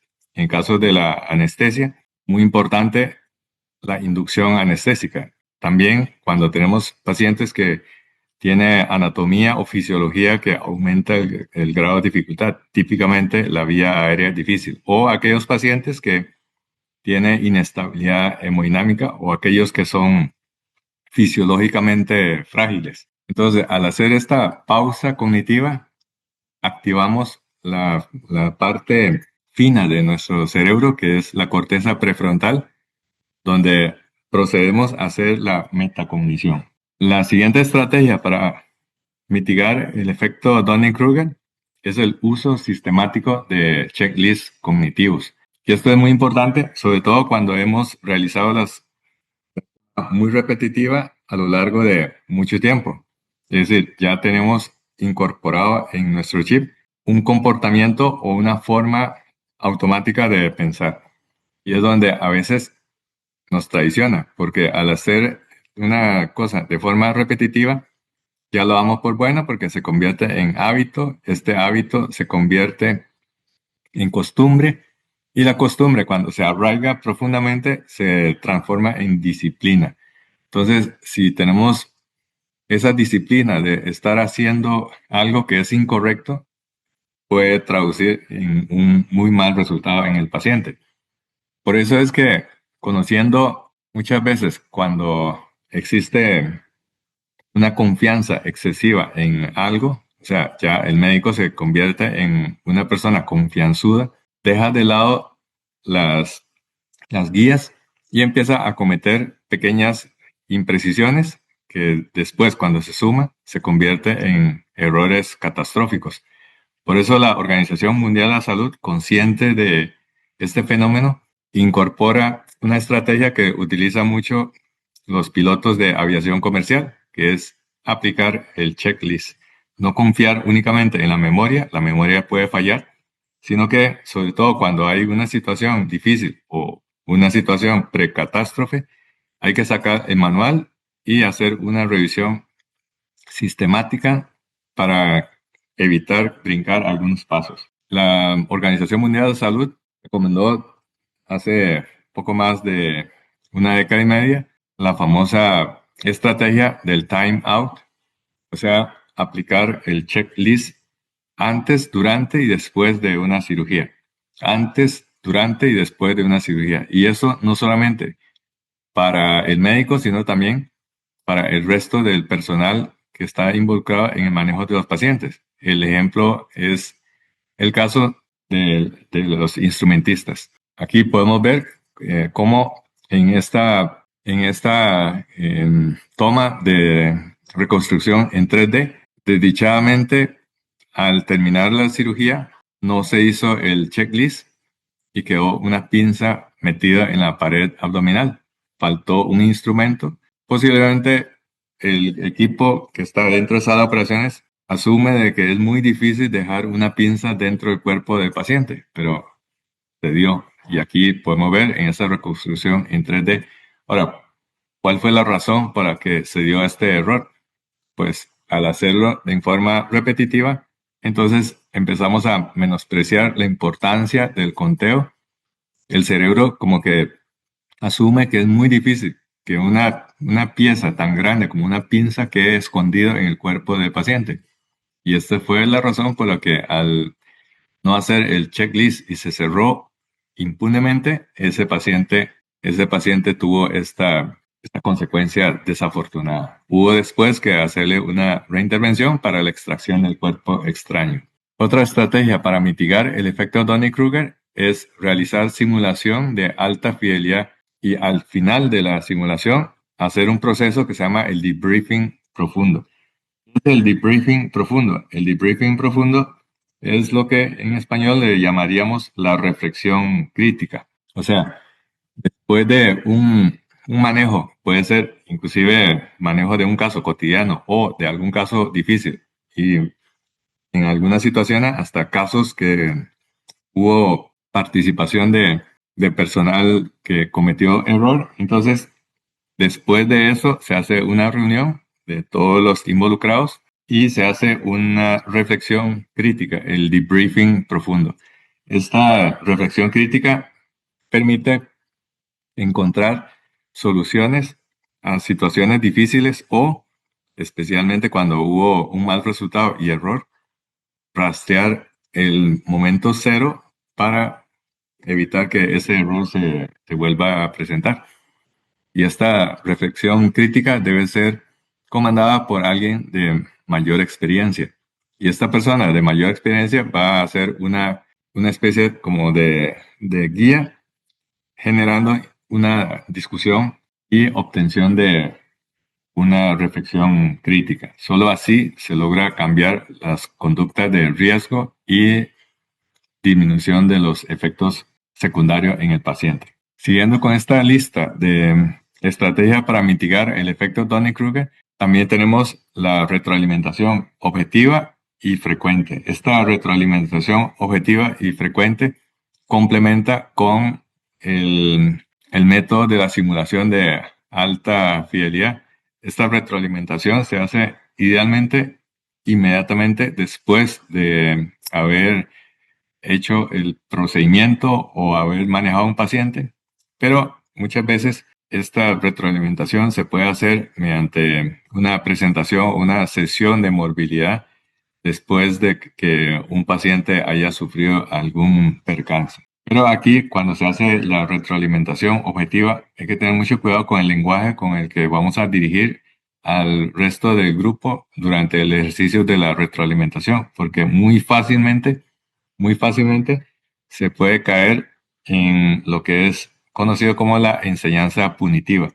¿Qué es eso de enseñanza punitiva? Y esto es algo que es muy entendible. Al principio, cuando no tenemos suficiente destreza, suficiente conocimiento, aparecen las torpezas mentales y manuales. Un ejemplo típico acá. Acá estábamos realizando un procedimiento de punción neuroaxial para llegar al espacio epidural y resulta de que cuando se quitó el estilete de la aguja epidural salió un chorro muy grande de líquido cefalorraquídeo. Aquí hubo una punción húmeda. Y esto puede desencadenar dos tipos de reacciones. Una reacción obviamente de frustración para tanto el que está realizando el procedimiento como el que está supervisando, sino también la otra reacción que es la ira. La ira genera en el que está supervisando sobre todo cuando esta persona ha tenido muchos años de estar realizando el procedimiento y deja en manos de un novato y aparece ese tipo de mal resultado, entonces puede tomar la senda de lo que es la enseñanza punitiva, pensando que hay que castigar al residente, cuando esto no va a llevar a ninguna parte excepto a causar un bochorno en el presidente y también genera una reacción de rechazo para que las recomendaciones sean efectivas y eficaces para corregir la mala técnica. Entonces, lo que hay que hacer es adoptar por la otra senda, que es la enseñanza real hacia el residente, haciéndolo ver dónde se dio la fase donde se dio el error y explica la cadena después de malos resultados. La quinta estrategia para mitigar el efecto Dunning-Kruger es el aprendizaje basado en casos reales con errores. Muchas veces cuando las cosas salen muy bien, desde el punto de vista de aprendizaje, no deja tanto como cuando las cosas salieron muy mal. Y un ejemplo lo ilustramos con este caso clínico. Hace poco más de 10 años estaba con una residente de primer año y había que hacer una amputación transmetatarsiana a un paciente que tiene un pie diabético. Ya aquí, después de tratamiento antibiótico y de tratamiento quirúrgico conservador, ya era imposible seguir con un manejo conservador. Entonces, habría que hacer una amputación transmetatarsiana. Entonces, lo que optamos fue colocar una anestesia mediante bloqueo de tobillo. Como sabemos, el bloqueo de tobillo consiste en bloqueo de 5 nervios: el peroneo superficial, el peroneo profundo, el nervio safeno, el nervio sural y el nervio tibial posterior. Y cada uno de estos nervios requiere de la identificación anatómica y también la inyección de un par de mililitros de solución anestésica. Entonces, si multiplicamos 5 nervios por ejemplo, que tomemos 2 minutos para realizar un bloqueo de cada nervio, entonces 5 por 2, 10 minutos. Esos 10 minutos, muchas cosas pueden ocurrir, sobre todo porque vean que estamos concentrados en el otro extremo del paciente. Ya no estamos viendo el monitor y eso fue lo que pasó. Sedamos al paciente y desdichadamente ese paciente tuvo una depresión respiratoria con desaturación crítica y ni siquiera nos damos cuenta. Nos dimos cuenta cuando terminamos de poner el bloqueo y cuando volvimos a ver el monitor, nos dimos cuenta que ese paciente estaba en radiasistolia, estaba en paracardíaca. Entonces iniciamos las medidas de resucitación cardiopulmonar y dichosamente con el primer ciclo se pudo sacar ese paciente del paro cardíaco. Hubo necesidad de darle una anestesia general, tuvimos que intubarlo, colocarle ventilación mecánica. Aquí ya estamos viendo cómo tuvimos que cambiar completamente el plan anestésico de un bloqueo regional a una anestesia general. Y después de esto empezamos a analizar, cuando ya la situación se había estabilizado, las cifras tensionales se normalizaron, la arritmia también se corrigió, esa arritmia y la hipertensión fue consecuencia del bolo de adrenalina. Analizamos la tendencia de los signos vitales. Entonces nos dimos cuenta de que después de la sedación, la saturación empezó a disminuir a alrededor de 90. Pero antes de poner el bloqueo, le pusimos un refuerzo de la sedación y ahí empezó a caer la saturación hasta quedar una saturación por debajo de 80 acá. Y aquí vemos como antes de la bradiasistolia, la saturación estaba en 47 de saturación. Aquí ya estamos hablando de saturación crítica, de saturación crítica. Y en un 2 por 3 iba a dar la parada cardíaca por hipoxia cardíaca. Entonces aquí vemos cómo la frecuencia cardíaca antes de que caiga en bradiasistolia sube un poco por estimulación adrenérgica, pero después ya el corazón, que no tiene ya suministro de oxígeno, entonces entra en bradiasistolia. Y aquí pasó desde este momento hasta que nos dimos cuenta cerca de 2 minutos. Cerca de 2 minutos. Entonces, para recapitular, esa primera desaturación fue por el efecto de un bolo de midazolam. Le habíamos puesto 3 miligramos de midazolam. Y después, para que el paciente tenga más confort, mientras nosotros le hacemos el procedimiento de la punción, le aplicamos un bolo de propofol y luego nos desviamos hacia el otro lado. O sea, no estábamos dando cuenta de lo que estaba sucediendo con ese paciente durante este lapso. Y cuando nos dimos cuenta fue al finalizar los bloqueos de los 5 nervios. Al voltear la cara nos dimos cuenta que el paciente estaba en paro. Y aquí vemos de que ni siquiera marca la saturación, no marca la saturación cuando está con desaturación hipercrítica. Generalmente los monitores por debajo de 30% ya no marca la saturación, a pesar que puede haber onda. Los monitores actuales inclusive tiene un mecanismo mucho más preciso y aun cuando la saturación está por debajo de 30%, continúa mostrando la curva y también muestra la desaturación a cifras por debajo de 30%. Bueno, acá entonces le iniciamos las maniobras. Aquí podemos ver, aparece la capnometría. Esto fue el momento que nosotros ya intubamos a ese paciente. Después hubo un periodo breve de hipercapnia. Este periodo breve de hipercapnia es por la acumulación de CO2 mientras el paciente estaba en apnea y en parada cardíaca. Bueno, esto fue un tremendo susto. Al final, el paciente tuvo una recuperación neurológica completa. De hecho, al finalizar el procedimiento, ya ese paciente estaba combativo, estaba peleando con el ventilador y lo extubamos al término de la amputación transmetatarsiana neurológicamente íntegro, no hubo arritmias, no hubo inestabilidad hemodinámica. Fue tremendo el susto, pero después de este incidente teníamos que aprender de este caso. Y el aprendizaje fue que cada vez que uno va a sedar a un paciente y si el paciente está en un sitio en donde la cabeza y la vía aérea es poco accesible, tanto para colocar un dispositivo avanzado de vía aérea o para ver la cara del paciente, o cuando la atención se desvía hacia otra dirección, entonces para evitar otro caso como esta, lo que hay que hacer es subir el audio de la pulsioximetría al máximo, a 10, para que de esta manera, con este pito de escándalo, podemos, mientras estamos haciendo el procedimiento, ahí no sería de reojo, sino de reoído, podemos darnos cuenta de que el paciente está desaturándose y que además la frecuencia cardíaca está bajando.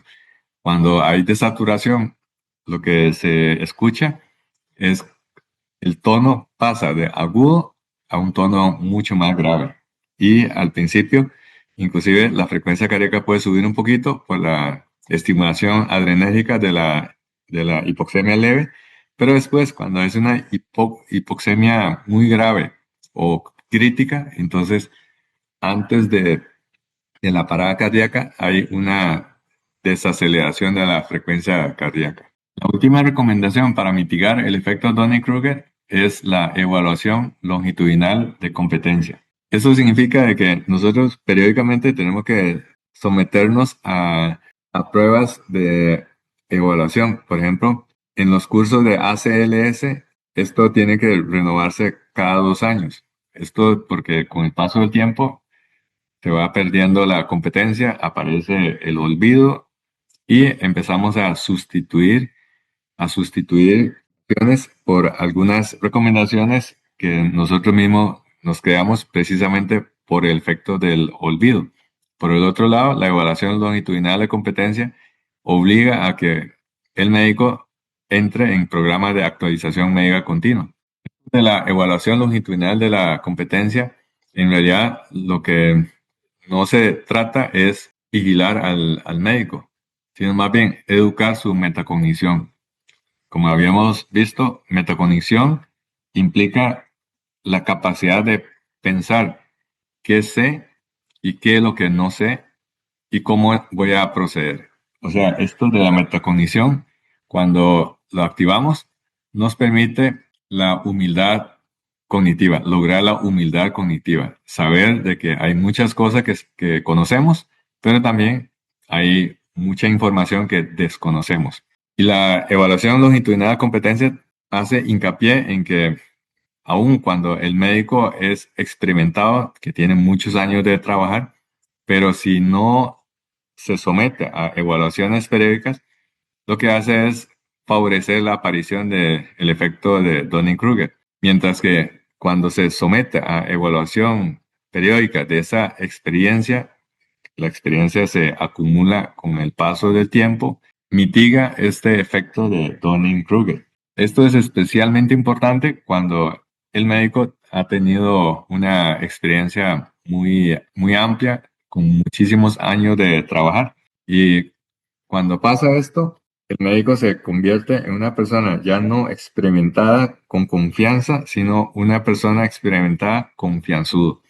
Confianzudo en el sentido de que, amparado por estas décadas de experiencia, el médico empieza a creer de que es indemandable. Entonces empieza a tomar decisiones que son temerarias, empieza a hacer prácticas negligentes, empieza a omitir algunos pasos confiando de que con estos largos años de experiencia nada le puede pasar ni a él ni para el paciente. Recalcando este concepto de la evaluación longitudinal de competencia, eso no es algo nuevo. Resulta que este filósofo y psicólogo alemán, Hermann Ebbinghaus, fue el que empezó a investigar sobre la memoria en el proceso del aprendizaje. ¿Qué fue lo que observó este filósofo y psicólogo alemán Hermann Ebbinghaus? Observó de que después de que alguien aprende algo, la memoria le empieza a traicionar. Vemos de que esta obra fue publicada en el año 1885 y resume el efecto del tiempo sobre el olvido, que se puede resumir con el concepto este de necesidad de repaso. Acá, por ejemplo, tenemos la curva de retención versus días. Aquí acabamos de aprender algo, ese es el primer aprendizaje, y como todo está fresco, entonces la retención todavía es de un 100%. Pero conforme pasa el tiempo, esta curva no es estándar para todo y tampoco es estándar para todo tipo de aprendizaje. Hay algunas prácticas más difíciles y la curva de aprendizaje se atenúa mucho más rápido en comparación con algunos conceptos que son mucho más sencillos. Entonces, hipotéticamente, hay una caída abrupta en los primeros días, generalmente en los primeros 3 días. Por eso, para que esta curva se atenúe y vuelva al 100% de retención, hay que hacer un repaso. Una vez que se hace el repaso, vemos de que ya aquí al primer día, lo que le queda es aproximadamente un 70% de la información. Pero como ya tiene una base de 70%, entonces el segundo repaso, o sea, este segundo aprendizaje es mucho más fácil. Y esto lo entendemos porque al tener noción, cuando hacemos un repaso, muy rápidamente nos acordamos de lo que habíamos aprendido.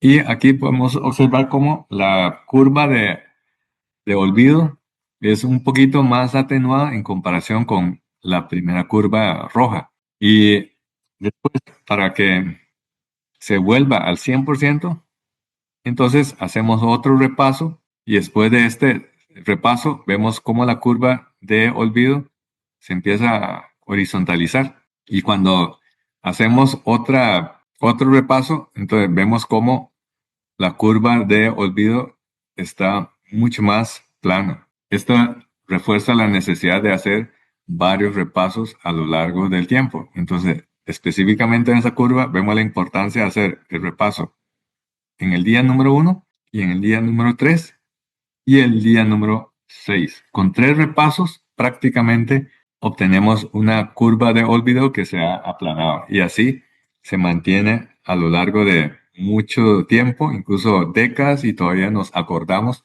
debido a estas microexposiciones de repaso. Otra cosa importante es que, como habíamos dicho previamente, si hemos acumulado mucho tiempo de experiencia, tenemos que estar alerta a que en cualquier momento aparecen esos olvidos que son catastróficos. Y eso se puede entender con la ecuación que resume la curva de olvido, donde R es igual a E elevado al exponente de menos T entre S. ¿Qué significa cada uno de esta letra? R es la retención.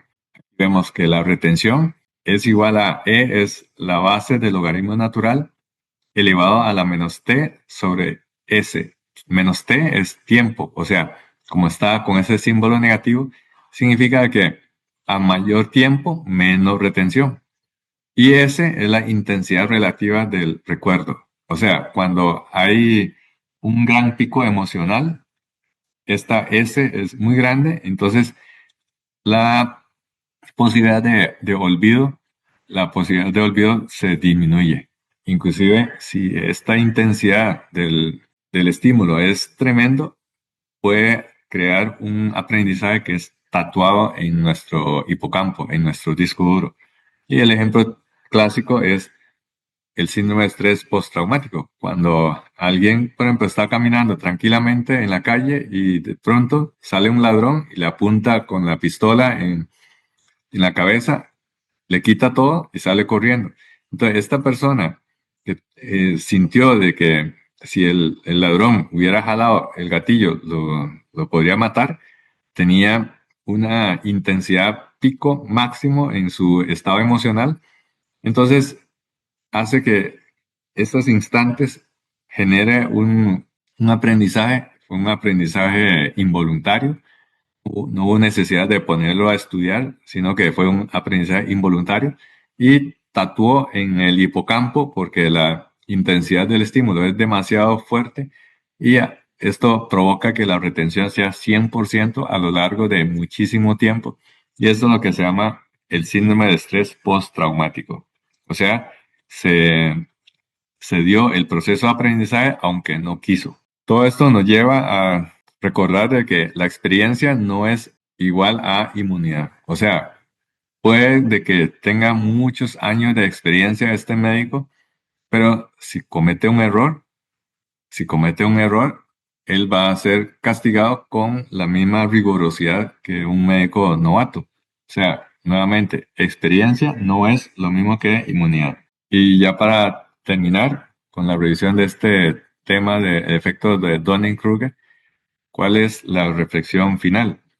La reflexión final es que tenemos un par de ideas para llevar y número uno, que en medicina el riesgo del efecto Dunning-Kruger no es teórico, es real y muchas veces nos sorprendemos de que somos miembros de ese club de Dunning-Kruger y se manifiesta como, número uno, una certeza sin verificación, o sea, entre más ignorantes seamos, más confianzudos somos y no exigimos una verificación.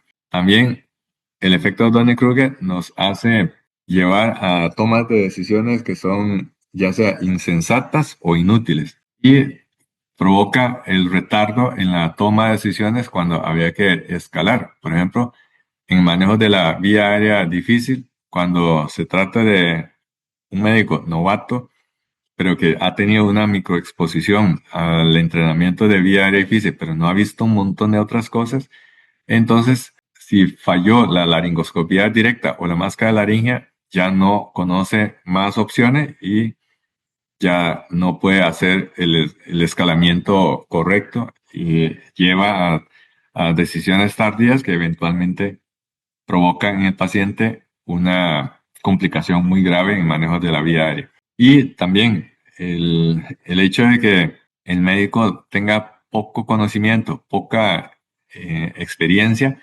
lleva a que De lo poquito que sabe, lo hace en forma repetitiva en absolutamente todos los pacientes, o sea, como un molde para todos,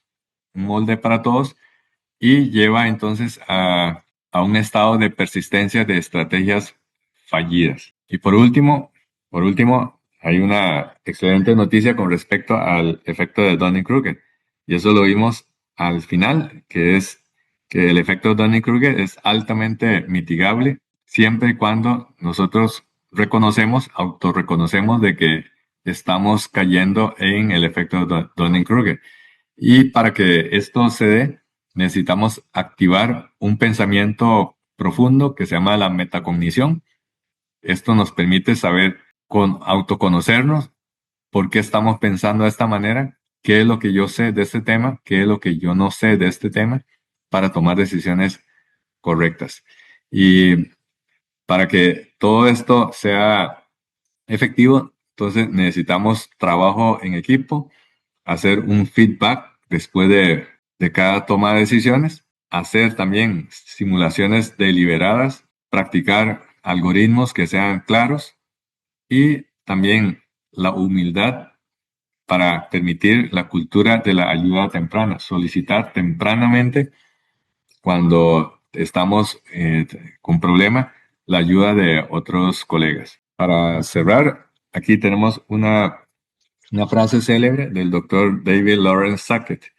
El doctor David Lawrence Sackett fue un médico canadiense pionero de la medicina basada en la evidencia. Sabemos de que antes de la era de la medicina basada en evidencia, los conceptos se tomaba como cierto porque alguien lo dijo o porque se publicó en una revista, a pesar de que la metodología que se utilizó tenía error o que el tipo de publicación es de apenas un reporte de pocos casos. Con la implementación de la medicina basada en evidencia y sobre todo la necesidad de hacer un análisis estadístico de múltiples publicaciones, se llega entonces a obtener una evidencia basada en metaanálisis.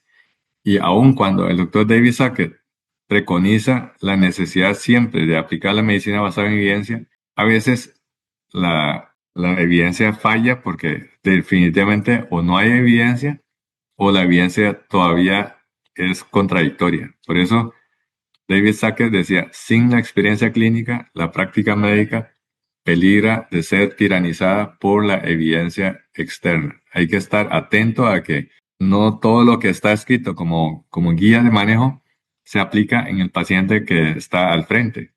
Las guías son correctas, pero hay que saber exactamente si esas guías se aplican para el paciente que lo tenemos al frente. De ahí la necesidad de individualizar cada caso.